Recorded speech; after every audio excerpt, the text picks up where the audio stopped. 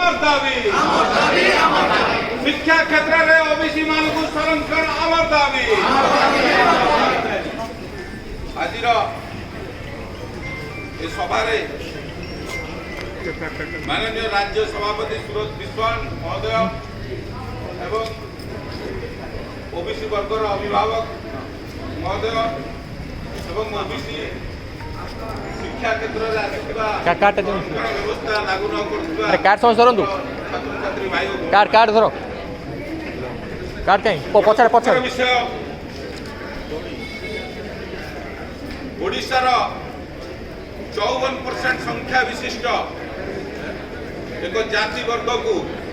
राज्य सरकार जो भली भाव में गोड़े आड़े भ्रुक्षेप करूना कौन मुख्य स्रोत को नवाई कौन प्रकार चेष्टा नाई यह एक ओडिशा समग्र ओडिशावासी एक लज्जार विषय पाल्टी जाए आज ये छोट छोट छात्र मैंने आज जो राजरास्ता आज ओबीसी कमिशनर पाखे आज बसी एक दुर्भाग्यर विषय सरकार 23 वर्ष सरकार सरकार 23 वर्ष सरकार रहा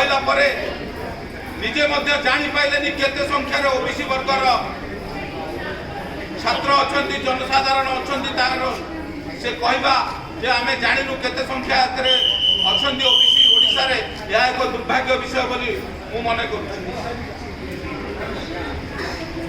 सरकार प्रथम जिते इलेक्शन लागू है मुझे टीवी देखी सरकार कहले आम संरक्षण व्यवस्था रे आम दल 27% संरक्षण दे दो या बड़ दुर्भाग्यर विषय किसी ना जो राज्य में आम 54% संख्या अच्छु 27% किभली संरक्षण दिज्व से चिंता नक आम आम दल 27% संरक्षण देवु आठ बड़ दुर्भाग्यर विषय किसी कथा ना आज समग्र ओडिशा रे जो अभिभावक माने मो कथा को शुणी पार्टी समस्त को पचार चाहूँगी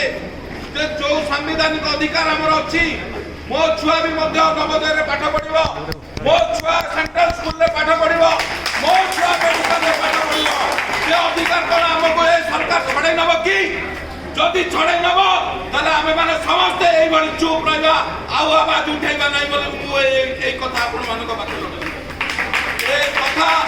समग्र समस्त पंचायत करतु दिबा दरकार पंचायत आपण माने जो माने आज सुनुचंती निज निज घरे निज निजर सोशल मीडिया निज निजर बस्ती निज निजर